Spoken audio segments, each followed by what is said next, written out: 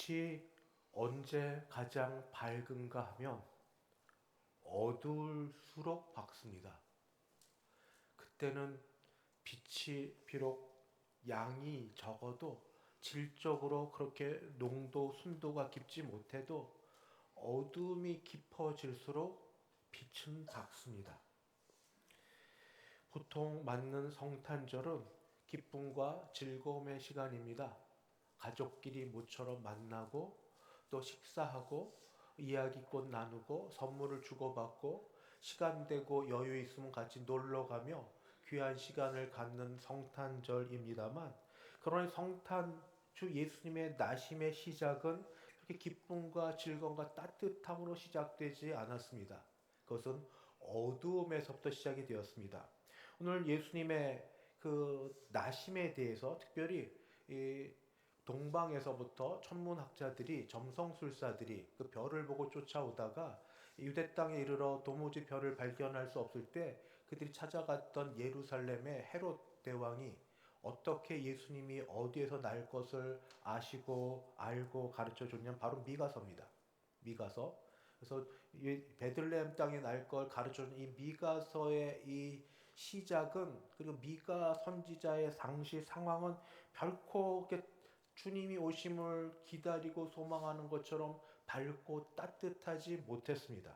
그때는 가장 어두운 때였습니다. 가장 힘든 때였습니다. 어떻게 어려운가 하면은 그때 북이스라엘이 북과 남으로 나누어졌는데, 북이스라엘이 아수르에 의해서 멸망당했든지 아니면 막 멸망하기 막 전이어서 가장 힘들 때를 지내고 있을 때고, 거기에 이어서 남유다도 그때 이 아수르의 힘이 북이스라엘을 지나 이 유다까지 미쳐서 그때 있는 왕이 히스기야 왕입니다. 그 유명한 히스기야 왕의 기도는 참 멋지고 아름답지만 결코 쉬운 기도가 아닙니다. 여러분, 성경에서 아름답고 멋진 기도는 그냥 청산유수처럼 멋진 좋은 환경 속에 나온 게 아니라 이거 뼈를 속에 있는 거 긁어내가지고 고통 속에서 나오는 기도가 사람의 심금을 울리는데, 히스기야의 기도, 적이 쳐들어와서 나라의 앞일이 어떻게 될지 모를 때 그 오는 성소문을 가지고 그 조문, 그 편지를 가지고 하나님의 전에 올라가서 주님 보시옵소서, 나라가 지금 이렇게 돼서 북이스라엘이 멸망하고 우리도 멸망할 터인데 주님 보시옵소서 했던 기도나, 생명이 얼마 남지 않았을 때 눈물로 호소했던 기도나, 그런 기도가 바로 이러한 때에 해당이 됩니다.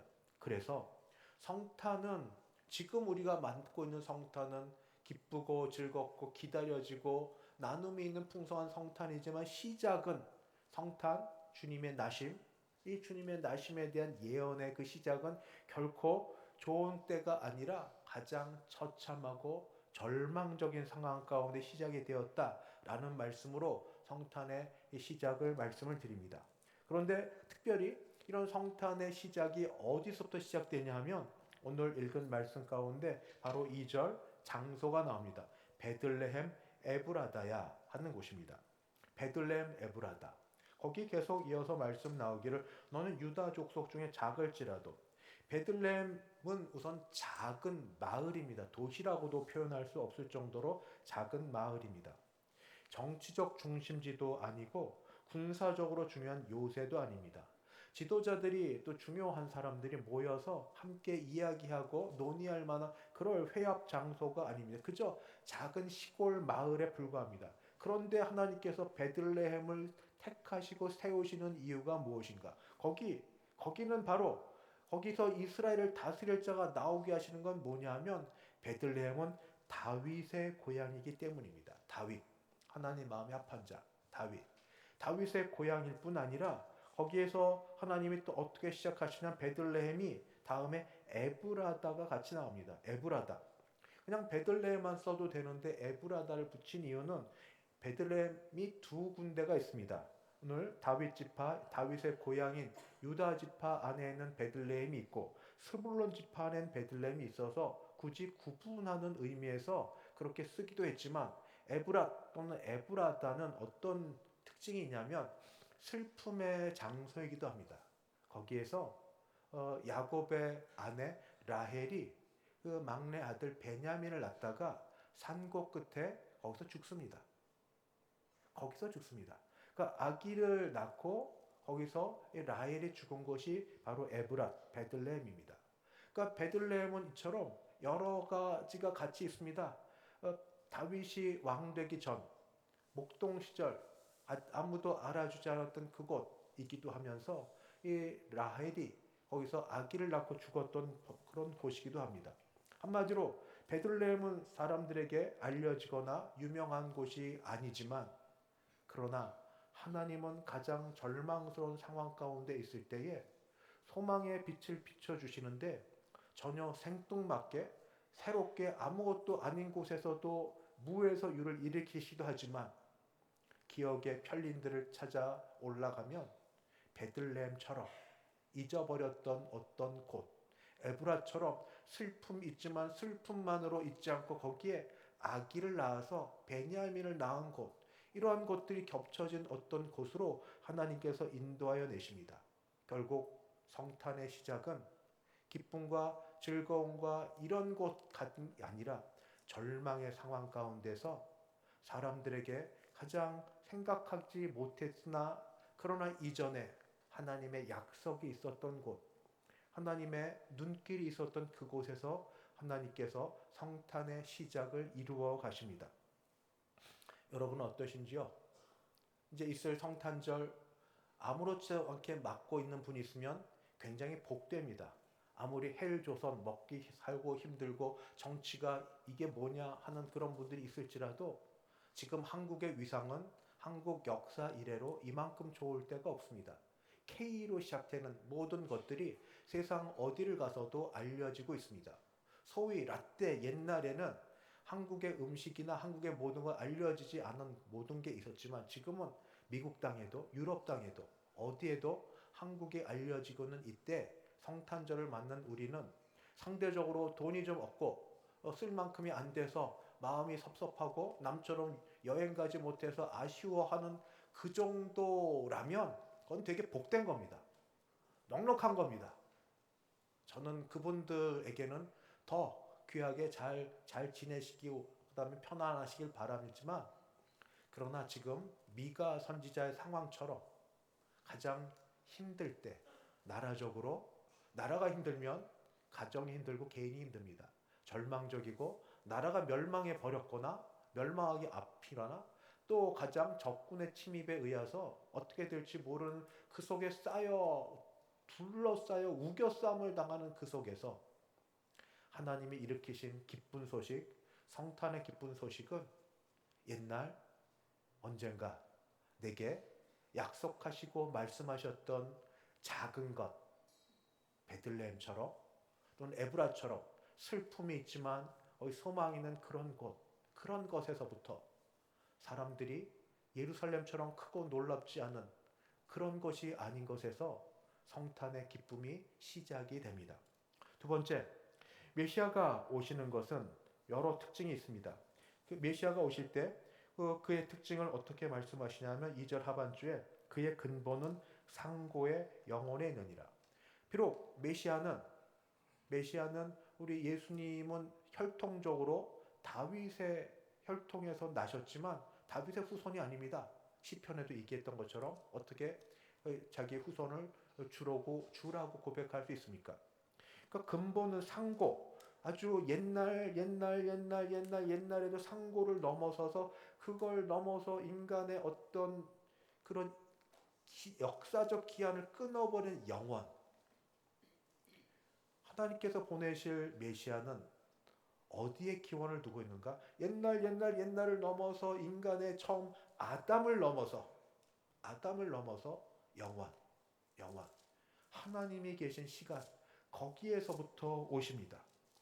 이게 왜 우리한테 은혜가 되냐면 문제의 해결은 우리 안에서 이루어지지 못합니다. 인간은 유한해서 이렇게 틀어막으면 저렇게 틀어막히고 이렇게 하면 저렇게 되고 늘 잘한다고 해도 늘 문제가 있는 게 인간이고 인간사입니다. 그러나 이 일을 해결하실 이는 오직 하나님뿐이시니 어떻게 해결하시는가? 모든 걸 끊고 넘어서는 그 초월자로서 영원에 계신 분으로서 왕으로서 오실 때 우리의 문제가 해결이 됩니다.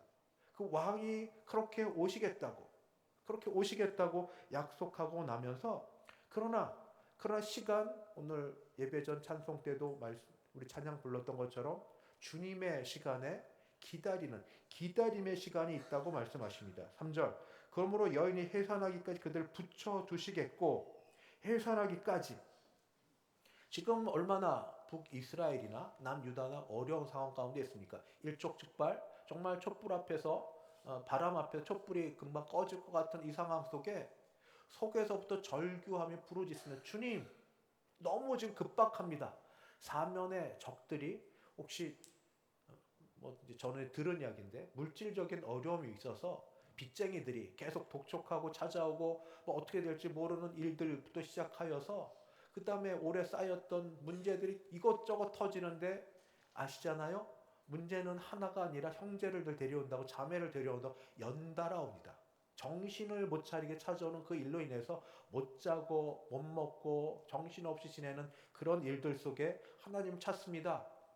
이렇게 찾고 저렇게 찾고 금식해서 찾고 부르짖어 찾고 떼쓰면서 찾고 응답해달라고 찾는 그때에 하나님이 내 기도 들으시는지 안 들으시는지 모르는 그때, 근데 하나님은 지금 말씀하시기를 여인이 해산하기까지 시간이 필요하다고. 자녀를 주셨어도 자녀가 낳을 때까지 10달이 기다려야 된다는 걸 압니다. 우리는 하나님이 알게 하셔 10달 되지만 처음부터 아는 건 아니었죠. 주님의 시간. 그러다가 우리 속은 다 무너졌고 다 까맣게 타버렸고, 그래서 절망하고 포기합니다. 이미 안 돼서 일은 다 헝클어졌고 그렇게. 그런데 하나님의 관심과 우리의 관심은 다릅니다. 우리는 당면한 문제가 해결되기를 바랍니다. 하나님은 문제와 더불어 문제를 넘어서 우리가 하나님의 사람 되기를 원합니다. 그게 우선입니다. 이것저것 당해보고 고난을 겪어보고 어려움 속에, 고난을 원하는 사람은 아무도 없지만 그러나 그 속에서 참고 견디고 때때로 떼쓰고 화내고 소리 지르고 그렇게 하면서 하나님이 나를 하나님의 사람으로 빚어 가십니다. 모난 것들을 깎으시며 그리고 이 약했던 것들을 새로 일으키시면서 의지하고 믿는 마음도 주시고 또 안 된다는 불평의 마음에서 바라보는 마음도 주시고, 하여튼 해주십니다. 어떻게 해요? 영원 내에 계시는 하나님께서, 이 하나님께서 해산하기까지 기다리게 하십니다. 우리에게 기다림은 한없는 기다림이 돼서 절망, 포기, 놓아버림, 화 이런 것이 될 수 있지만, 하나님의 시간의 기다림은 결코 아무것도 아닌 게 아닙니다. 하나님은 그 기다림의 시간 속에서 오히려 우리를 빚어가시고 우리를 만들어 가십니다. 하나님의 은혜가, 그래서 해산하기까지 기다림이 필요합니다. 기다림. 근데 이때 혼자 발버둥 치게 내버려 두느냐? 그렇지 않습니다. 여호와께서 어떻게 하시는가? 4절, 여호와의 능력, 하나님 이름의 위엄을 의지하고 왕으로서 오셔서 우리를 기다리게 하시면서 잘해봐, 팔짱 딱 끼고 어떻게 하나 보자, 이렇게 하지 않으시고 우리를 도우시는데, 왕이고 메시아가 도우시는데 어떻게 도우시는가? 서서 도와주십니다. 그리고 목축하면서 도우십니다. 앉아있는 자가 큽니까? 서 있는 자가 큽니까? 보통 옛날 신분사회에서 주인은 앉아있고 종은 서 있지 않습니까? 그렇게. 그런데 우리 주님께서 승천하여 하나님 보좌 우편에 지금은 앉아 계십니다. 근데 이때 오셔서 하실 걸로 예언한 건 서서 앉아서 명령하고 앉아서 잘되나 지시하시고 앉아서 이렇게 하니 서서 직접 섬김의 본을 보여주십니다. 왕으로 오셨으면 다스리시고 지배하고 정복하고 야단치고 그렇게 하셔야 되는데, 근데 왕으로 오시는데 왕의 그런 다른 형태가 서서 목축하십니다. 목자로서 양을 목마를 때는 시원한 물가로 인도하시고 배고플 때는 푸른 초장으로 인도하시고 막대기를 가지고 때때로 툭툭툭툭 쳐면서 바른 길 가라고 하시고, 다른 데 가면 목도 이렇게 휘어진 거 목 끌어가지고 제대로 있게 하시고, 다른 데 가면 이름 불러서 양 한 마리 한 마리 이름을 아시게 이름 불러 자기 양을 불러주시고, 왕이 오셔서 문제를 해결하시는데 그 문제를 해결하는 방법은 인간적 방법이 아니라 세상을 넘어선 영원에서부터 오신 분이기 때문에 그 문제를 해결해 주시고, 그리고 그께서 하시는 분께서 하는 우리를 다루시는 방법 중에 하나는 시간, 기다림, 기다림. 많이 고난을 경험해 본 분은 그래서 기다림이 쉽지는 않지만 여전히 기다림은 어렵습니다. 여전히 고통스럽습니다만 하나 배운 거는 신뢰는 배워갑니다. 예전보다 조금 덜 불평해 가면서 조금 신뢰를 배워갑니다. 하나님의 기다리는 시간 속에 우리를 거기 던져 놓으시면 그 속에서 우리가 일 잘하는 사람 되기 이전에 하나님의 사람, 예수님의 성품을 닮아가는 사람으로 빚어가시는 그 일을 하시면서 내버려 두지 않으시고 서서 목자처럼 목축해 주십니다. 바로 그런 분이 오실 메시아입니다.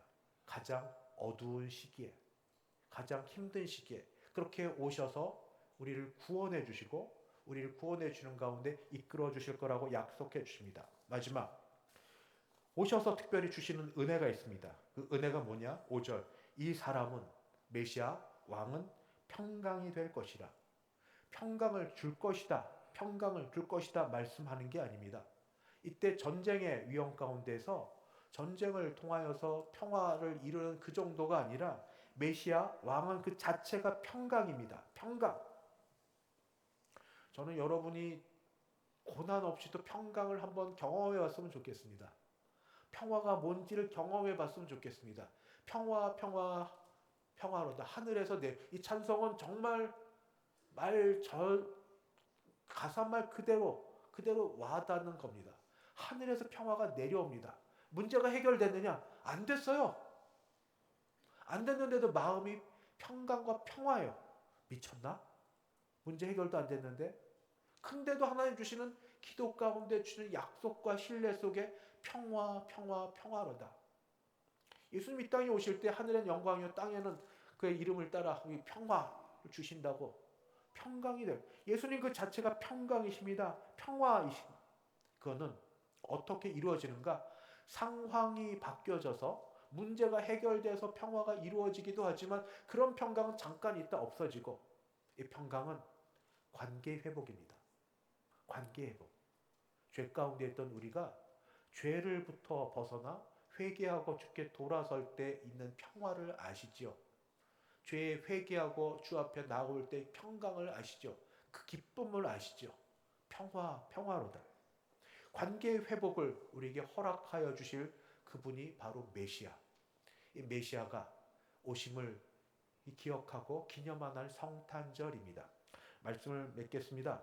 성탄절은 세상에서 말하는 것처럼 그냥 먹고 또 세상 사람을 마시고 놀고 즐거워하는 것이 아닙니다. 오히려 믿는 사람들에게는 현재 상황이 그냥 일상의 삶이면 그대로 감사하시고, 특별히 고난의 삶, 슬픔의 삶, 어려움, 어둠 가운데 있는 삶이었을 때 이 성탄이 더 기쁜 소망의 성탄이 될 줄 믿습니다. 왜냐하면 그 속에서 가장 약한 곳, 남이 알아주지 않는 곳, 베들레헴 에브라다, 거기에는 소망이 있고 슬픔이 있고 죽음이 있고 부활이 있고 삶이 있고 이런 모든 것들이 있는 그곳에서부터 하나님의 역사가 일어나서 거기에서 우리 하나님이 문제를 해결하신 영원하신 하나님으로서, 그리고 그 하나님이 목자로서 우리를 양쳐 주시고 그리고 기다려 주시는 그 일이 있기에 그것을 기다리며 신뢰하며 주 앞에 있을 때 상황이 어떻게 됐든 주님이 주신 은혜로 오는 성탄절이 기쁨과 감사와 은혜의 시간이 되게 하실 줄 믿습니다. 기도하겠습니다. 거룩하신 하나님 아버지, 복된 성탄절을 앞두고 주일에 모여 예배를 드리며 미가서의 예언처럼 하나님께서 어떻게 예언해 주셨는지 같이 보고 듣습니다. 미가 선지자의 당시에 그 어려움에도 불구하고 하나님의 약속이 이루어져 지금 같이 즐거워하는 이 일들이 우리 삶에도 이루어지게 하실 줄 믿습니다. 애통하는 자에게 눈물을 닦아주시고 힘들어하는 자에게 어깨에 짐을 풀어주시고 문제로 인하여 아버지 안에 날마다 간구하는 자의 간구를 들어주시고 자녀 손과 여러 일들로 주 앞에 매달리는 우리 부모 그리고 조부모의 마음을 하나님 응답하시고 아버지 내일을 알지 못하여 염려하고 있는 우리 청년 청장년들에게 길을 열어주시는 복이 구원의 복과 더불어 있게 하여 주시옵소서. 우리 주 예수님의 이름으로 기도하옵나이다. 아멘. 찬송가 120장입니다. 찬송 120장 함께 부르겠습니다.